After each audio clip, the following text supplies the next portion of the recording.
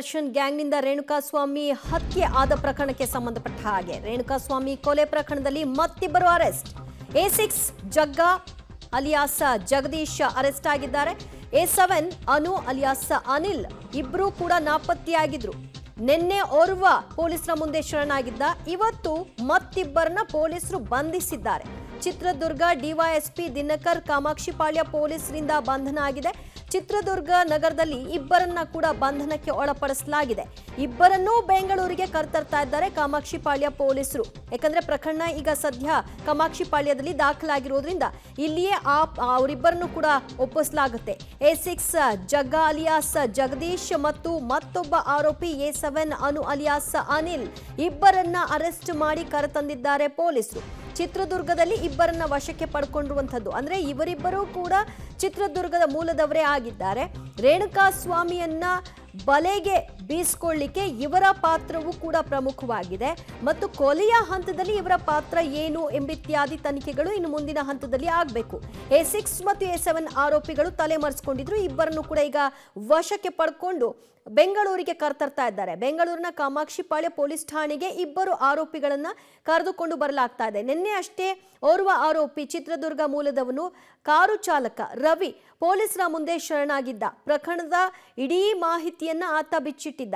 ನನಗೆ ಇದರಲ್ಲಿ ಏನೇನೋ ಗೊತ್ತಿಲ್ಲ, ಕೇವಲ ನಾನೊಬ್ಬ ಕಾರು ಚಾಲಕನಾಗಿ ಹೋಗಿದ್ದೆ, ಆ ನಂತರದಲ್ಲಿ ಅಲ್ಲಿಂದ ವಾಪಸ್ ಬಂದಿದ್ದು ಇಷ್ಟೊತ್ತಿಗೆ ಇತ್ಯಾದಿ ಮಾಹಿತಿಗಳನ್ನ ಪೊಲೀಸರ ಮುಂದೆ ಆತ ಹೇಳಿಕೆಯನ್ನ ಕೊಟ್ಟಿದ್ದಾನೆ. ಮತ್ತು ಈ ಕಿಡ್ನಾಪ್ ಆದ ಸಂದರ್ಭದಲ್ಲಿ ಏನೇನು ಕಾರ್ನಲ್ಲಿ ಮಾತನಾಡಿದ್ರು, ಕಿಡ್ನಾಪ್ ರೀತಿಯಾಗಿ ಇತ್ತ ಅಥವಾ ಆತನನ್ನ ಪೂರ್ಣವಾಗಿ ನಂಬಿಸಿ ಕರ್ಕೊಂಡ್ಬಂದಿದ್ರ ಅನ್ನೋದ್ರ ಬಗ್ಗೆ ರವಿ ಹೇಳ್ಕೊಂಡಿದ್ದ. ಈಗ ಜಗ್ಗ ಮತ್ತು ಅನು ಏನೆಲ್ಲ ವಿಚಾರಗಳನ್ನ ಬಾಯ್ ಬಿಡ್ತಾರೆ ಕಾದು ನೋಡಬೇಕು. ಮತ್ತಷ್ಟು ಮಾಹಿತಿ ಪಡೆಯೋಣ ನಮ್ಮ ಪ್ರತಿನಿಧಿ ಸಿದ್ದರಾಜು ಇಂದ. ಸಿದ್ದರಾಜು, A6 ಮತ್ತು A7 ಆರೋಪಿಗಳು ತಲೆಮರೆಸಿಕೊಂಡಿದ್ರು. ಇದೀಗ ಪೊಲೀಸರು ಅವರಿಬ್ಬರನ್ನು ಕೂಡ ಅರೆಸ್ಟ್ ಮಾಡಿದ್ದಾರೆ. ಎಲ್ಲಿ ಬಂಧನ ಆಯ್ತು? ಅವರೇ ಬಂದ್ರ ಠಾಣೆಗೆ ಅಥವಾ ಅವ್ರನ್ನ ಹುಡ್ಕೊಂಡು ಹೋದ್ರ ಪೊಲೀಸರೇ? ಹೌದು ದಿವ್ಯಜ್ಯೋತಿ, ಏನು ರೇಣುಕಾಸ್ವಾಮಿ ಪ್ರಕರಣದಲ್ಲಿ ರೇಣುಕಾಸ್ವಾಮಿಯನ್ನ ಕಿಡ್ನಾಪ್ ಮಾಡಿದಂತ ರೂವಾರಿಗಳೇ ಎಂದು ಗುರುತಿಸಿಕೊಂಡಿದಂತ ಏನು ಡಿ ಬಾಸ್ ಒಂದು ಪ್ರಕರಣದಲ್ಲಿ A6 ಆರೋಪಿಯಾಗಿದ್ದಂತ ಜಗ್ಗ ಅಲಿಯಾಸ್ ಜಗದೀಶ್ ಮತ್ತು A7 ಆರೋಪಿಯಾಗಿರುವಂತ ಅನು ಅಲಿಯಾಸ್ ಅನಿಲ್ ಕುಮಾರ್ ಅವರು ಇಂದು ಏನು ಚಿತ್ರದುರ್ಗ ಡಿವೈಎಸ್ಪಿ ಕಚೇರಿಗೆ ಆಗಮಿಸಿರುವಂತದ್ದು. ಈ ಸಂದರ್ಭದಲ್ಲಿ ಚಿತ್ರದುರ್ಗ ಡಿವೈಎಸ್ಪಿ ದಿನಕರ್ ಅವರನ್ನ ಬಂಧಿಸಿ ಕಾಮಾಕ್ಷಿಪಾಳ್ಯ ಪೊಲೀಸರಿಗೆ ಒಂದು ವಶಕ್ಕೆ ಒಪ್ಪಿಸಿರುವಂತದ್ದು. ಏನು ಕಳೆದ 3 ದಿನಗಳಿಂದಲೂ ಕೂಡ ಇವರು ನಾಪತ್ತೆಯಾಗಿದ್ರು.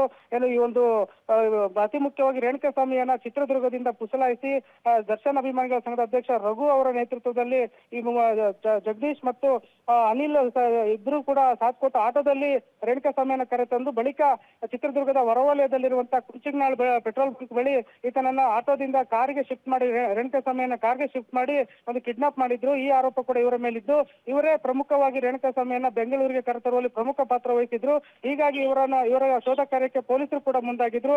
ಇದರ ಬೆನ್ನಲ್ಲೇ ನಿನ್ನೆ ತಡರಾತ್ರಿವರೆಗೆ ಏನು ಚಿತ್ರದುರ್ಗಕ್ಕೆ ಕಾಮಾಕ್ಷಿ ಠಾಣೆ ಪೊಲೀಸರು ಬಂದು ಸ್ಥಳಮಹಾಜರು ನಡೆಸಿದ್ರು. ಆ ಸಂದರ್ಭದಲ್ಲೂ ಕೂಡ ಇವರು ಬಂದು ಸರೆಂಡರ್ ಆಗ್ತಿರುವ ಮಾಹಿತಿ ಇತ್ತು. ಆದ್ರೆ ಕಳೆದ 2 ದಿನಗಳಿಂದ ಯೋಚಿಸಿ ಇಂದು ಮಧ್ಯಾಹ್ನ ಬಂದು ಈಗ ಜಗದೀಶ್ ಹಾಗೂ ಅನಿಲ್ ಅವರು ಚಿತ್ರದುರ್ಗದ ಡಿವೈಎಸ್ಪಿ ಮುಂದೆ ಶರಣಾಗಿರುವಂತದ್ದು. ಈ ಹಿನ್ನೆಲೆಯಲ್ಲಿ ಅವರು ವಶಕ್ಕೆ ಪಡೆದಿರುವಂತಹ ಆರೋಪಿಗಳನ್ನ ಬೆಂಗಳೂರು ಪೊಲೀಸರಿಗೆ ಒಪ್ಪಿಸಿರುವಂತದ್ದು. ಈ ಹಿನ್ನೆಲೆ ಬೆಂಗಳೂರು ಪೊಲೀಸರು ಕೂಡ ಅವರನ್ನ ಬಂಧಿಸಿ ಬೆಂಗಳೂರಿಗೆ ಕರೆತರ್ತಿದ್ದಾರೆ ದಿವ್ಯಜ್ಯೋತಿ. ಸೊ ಈ ಅನಿಲ್ ಮತ್ತು ಜಗ್ಗ ಏನಿದ್ದಾರೆ ಇಬ್ರು ಕೂಡ ಚಿತ್ರದುರ್ಗದವರೇನಾ? ಮತ್ತು ಈ ಪ್ರಕರಣದಲ್ಲಿ ಅವರ ಪಾತ್ರ ಏನು? ಅಂದ್ರೆ ಕೇವಲ ಕಿಡ್ನಾಪ್ನಲ್ಲಿ ಮಾತ್ರ ಭಾಗಿನಾ ಅಥವಾ ಮುಂದುವರೆದಂತೆ ಹಲ್ಲೆ ನಡೆಸಿದ ಹಂತದಲ್ಲೂ ಇವರು ಭಾಗಿನಾ? ಅದರ ಬಗ್ಗೆ ಏನ್ ತಿಳಿದು ಬರ್ತಾ ಇದೆ? ಖಂಡಿತವಾಗೂ ದಿವ್ಯಜ್ಯೋತಿ, ಇವರಿಬ್ರು ಕೂಡ ಚಿತ್ರದುರ್ಗ ಮೂಲದವರೇ. ಏನು ಜಗದೀಶ್ ಅಲಿಯಾಸ್ ಆಟೋ ಜಗ್ಗ ಅನ್ನೋರು ಚಿತ್ರದುರ್ಗದ ರೈಲ್ವೆ ಸ್ಟೇಷನ್ ಬಳಿಯ ನಿವಾಸಿ. ಹಾಗೆಯೇ ಅನಿಲ್ ಕುಮಾರ್ ಅಲಿಯಾಸ್ ಅನು ಎಂಬುವರು ಕೂಡ ಚಿತ್ರದುರ್ಗದ ಹೊಳಲ್ಕೆರೆ ರಸ್ತೆಯ ಸಿಹಿನೀರು ಹೊಂಡದ ಬಳಿ ಇರುವಂತ ಒಂದು ಬಡ ಕುಟುಂಬದ ನಿವಾಸಿ. ಈತ ಏನು ಇವರಿಬ್ರು ಕೂಡ ದರ್ಶನ್ ಅವರ ಅಪ್ಪಟ ಅಭಿಮಾನಿಗಳು. ಏನು ಚಿತ್ರದುರ್ಗದ ದರ್ಶನ್ ಅಭಿಮಾನಿಗಳ ಸಂಘದ ಅಧ್ಯಕ್ಷ ರಘು ಅವರ ಸಮ್ಮುಖದಲ್ಲಿ ಯಾವುದೇ ಚಿತ್ರ ರಿಲೀಸ್ ಆದ್ರೂ ಕೂಡ ಅದ್ದೂರಿಯಾಗಿ ಒಂದು ಸೆಲೆಬ್ರೇಷನ್ ಮಾಡ್ತಾ ಇದ್ರು. ಕೇವಲ ಅಭಿಮಾನ ಇಷ್ಟಕ್ಕೆ ಸೀಮಿತವಾಗಿಲ್ಲ. ಈ ಒಂದು ಹುಚ್ಚ ಅಭಿಮಾನ ಈ ಒಂದು ಕೊಲೆ ಪ್ರಕರಣದಲ್ಲೂ ಕೂಡ ಭಾಗಿಯಾಗುವ ಹಂತಕ್ಕೆ ತಲುಪಿದೆ ಅಂತಾನೆ ಹೇಳ್ಬೋದು. ಯಾಕಂದ್ರೆ ಏನು 8ನೇ ಆರೋಪಿಯಾಗಿರುವಂತ ರವಿ ಹೇಳಿದಂತೆ ಕೇವಲ ಕಾರು ಚಾಲನೆಗೋಸ್ಕರ ಮಾತ್ರ ಹೋಗಿದ್ದೆ, ಬಾಡಿಗೆ ಕರೆದಿದ್ದು ಈ ಹಿನ್ನೆಲೆಯಲ್ಲಿ ನಾನು ಹೋಗಿದ್ದೆ ಅಂತ ನಿನ್ನೆ ತಿಳಿಸಿದ್ರು.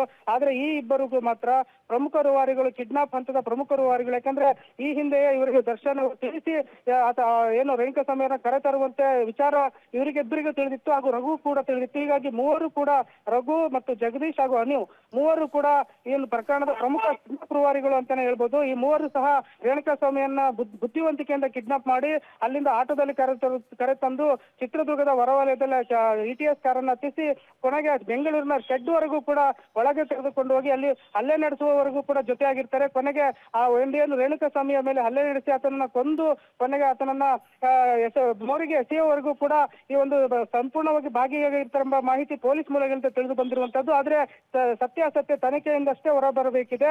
ಏನು ಈ ಇಬ್ಬರು ಆರೋಪಿಗಳನ್ನು ಕೂಡ ಈಗಾಗಲೇ ಬೆಂಗಳೂರು ಪೊಲೀಸರು ಬಂಧಿಸಿ ಬೆಂಗಳೂರಿನತ್ತ ಕರೆ ತರ್ತಾ ಇದ್ದಾರೆ.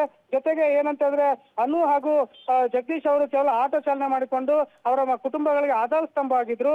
ಹಾಗೆಯೇ ಮನೆಯಲ್ಲಿ ಯಾವುದೇ ರೀತಿ ಒಂದು ಕಿತ್ತು ತಿನ್ನುವ ಬಡತನ ಇದ್ರು ಸಹ ಇವರು ಹುಚ್ಚ ಅಭಿಮಾನಕ್ಕೆ ಮಾತ್ರ ಕೊರತೆ ಇರಲಿಲ್ಲ ಎಂಬ ಆತಂಕವನ್ನು ಅವರ ತಾಯಿ ಹಾಗೂ ಕುಟುಂಬಸ್ಥರು ವ್ಯಕ್ತಪಡಿಸಿರುವಂತದ್ದು. ಎಷ್ಟು ಹೇಳಿದ್ರು ಕೇಳ್ತಾ ಇರಲಿಲ್ಲ, ಹುಚ್ಚು ಅಭಿಮಾನ ತೋರ್ತಾ ಇದ್ರು. ಇಂದು ಈ ಹುಚ್ಚು ಅಭಿಮಾನವೇ ಇವರನ್ನು ಕೊಲೆಪಾತಕರ ಸ್ಥಾನದಲ್ಲಿ ತಂದು ನಿಲ್ಲಿಸಿದೆ. ಇನ್ನು ಉಳಿದಂತ ಅಭಿಮಾನಿಗಳಾದ್ರೂ ಕೂಡ ಎಚ್ಚೆತ್ಕೋಬೇಕು. ಈ ರೀತಿ ಹುಚ್ಚು ಅಭಿಮಾನ ತೋರಿ ಕೊಲೆಪಾತಕರಾಗುವ ಬದಲು ಒಳ್ಳೆಯವರಾಗಿ ಬದುಕಬೇಕು ಎಂಬ ಆಕ್ರೋಶವನ್ನ ಅವರ ಕುಟುಂಬಸ್ಥರು ಹೊರಹಾಕ್ತಿರುವಂತದ್ದು. ದಿವ್ಯಾ ಜ್ಯೋತಿ, ಪಬ್ಲಿಕ್ ಟಿವಿಯಲ್ಲಿ ಆ ಎಕ್ಸ್ಕ್ಲೂಸಿವ್ ದೃಶ್ಯಗಳನ್ನು ಕೂಡ ನೀವು ನೋಡ್ತಾ ಇದ್ರಿ. ಆಟೋದಲ್ಲಿ ಅವರು ಓಡಾಟ ನಡೆಸಿರೋ ಮೂಮೆಂಟ್ಸ್ ಇರಬಹುದು, ಕಾರ್ನಲ್ಲಿ ಕಿಡ್ನಾಪ್ ಪಡ್ಕೊಂಡು ಕರ್ಕೊಂಡ್ ಬಂದಿದ್ದಂತಹ ಮೂಮೆಂಟ್ ಎಲ್ಲವೂ ಕೂಡ ಪಬ್ಲಿಕ್ ಟಿವಿಯಲ್ಲಿ ಸ್ಕ್ರೀನ್ ಅಲ್ಲಿ ನೀವು ನೋಡಿದ್ರಿ. ಇನ್ನು ಇಟಿಯೋಸ್ ಕಾರ್ನಲ್ಲಿ ರೇಣುಕಾ ಅಪಹರಿಸಿತ್ತು ಈ ಗ್ಯಾಂಗ್. ರೇಣುಕಾಸ್ವಾಮಿ ಕಿಡ್ನಾಪ್ನ ಮತ್ತೊಂದು ಎಕ್ಸ್ಕ್ಲೂಸಿವ್ ದೃಶ್ಯ ಪಬ್ಲಿಕ್ ಟಿವಿಯ ಬಳಿ. ಜೂನ್ 8ರಂದು ಗುಯಿಲಾಳು ಟೋಲ್ ಕ್ರಾಸ್ ಮಾಡಿದೆ ಕಾರ್. ಇಟಿಯೋಸ್ ಕಾರ್ನಲ್ಲಿ ರೇಣುಕಾವನ್ನ ಅಪಹರಿಸಿದ್ರು.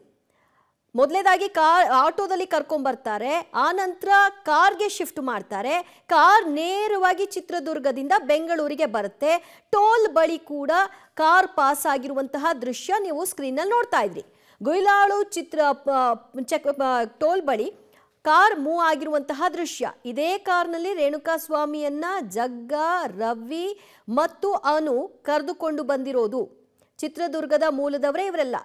ರಾಘು, ಜಗ್ಗ, ಅನಿಲ್ ಇವರೆಲ್ಲರೂ ಕೂಡ ಚಿತ್ರದುರ್ಗ ಮೂಲದವರು.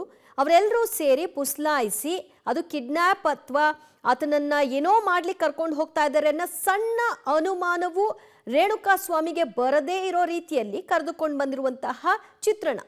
ಮತ್ತಷ್ಟು ಮಾಹಿತಿ ಪಡೆಯೋಣ ನಮ್ಮ ಪ್ರತಿನಿಧಿ ಸಿದ್ದರಾಜು ಇಂದ. ಸಿದ್ದರಾಜು, ಮೊದಲೇದಾಗಿ ಆಟೋದಲ್ಲಿ ಕರ್ಕೊಂಡು ಬರ್ತಾರೆ, ಆ ನಂತರ ಕಾರ್ಗೆ ಶಿಫ್ಟ್ ಮಾಡ್ತಾರೆ, ಅಲ್ಲಿಂದ ಬೆಂಗಳೂರಿಗೆ ಕರ್ಕೊಂಡು ಬರ್ತಾರೆ. ಅದರ ಪಿನ್ ಟು ಪಿನ್ ಅಲ್ಲಲ್ಲಿ ಅಪ್ಡೇಟ್ಸ್ಗಳು CCTVಯಲ್ಲಿ ದಾಖಲಾಗಿರೋದೆಲ್ಲವೂ ಕೂಡ ಈಗ ಪಬ್ಲಿಕ್ ಟಿವಿಯಲ್ಲಿ ನಾವು ಗಮನಿಸ್ತಾ ಇದ್ದೀವಿ.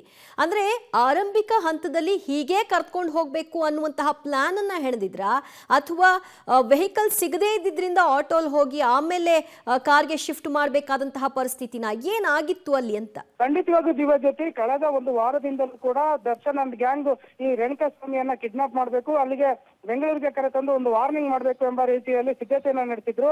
ಆದ್ರೆ ಇದು ಆಕಸ್ಮಿಕವಾಗಿ ಜರುಗುತ್ತೋ ಅಥವಾ ಬೇಕಂತಾನೆ ಕೊಲೆ ಮಾಡ್ಬೇಕು ಅಂತಾನೆ ಕರೆತಂದ್ರು, ಅದು ತನಿಖೆಯಿಂದ ಹೊರ ಬರಬೇಕಿದೆ. ಆದ್ರೆ ಒಂದು ಅನಾಹುತ ನಡೆದು ಹೋಗಿದೆ. ಈಗಾಗಲೇ ರೇಣುಕಾಸ್ವಾಮಿ ಹತ್ಯೆ ಆಗಿದೆ. ಈ ಒಂದು ಹತ್ಯೆ ಹಿಂದೆ ಬಹುತೇಕ ಸ್ಕೆಚ್ ನಡೆದಿರುವಂತದ್ದು. ಕಳೆದ ಒಂದು ವಾರದಿಂದಲೂ ಕೂಡ ಏನು ದರ್ಶನ್ ಅಭಿಮಾನಿಗಳ ಸಂಘದ ಅಧ್ಯಕ್ಷ ಅಂತ ರಘು ನೇತೃತ್ವದಲ್ಲಿ ಒಂದು ರೇಣುಕಾಸ್ವಾಮಿಯ ಚಲನವಲನಗಳನ್ನ ಗಮನಿಸಿರುವಂತದ್ದು.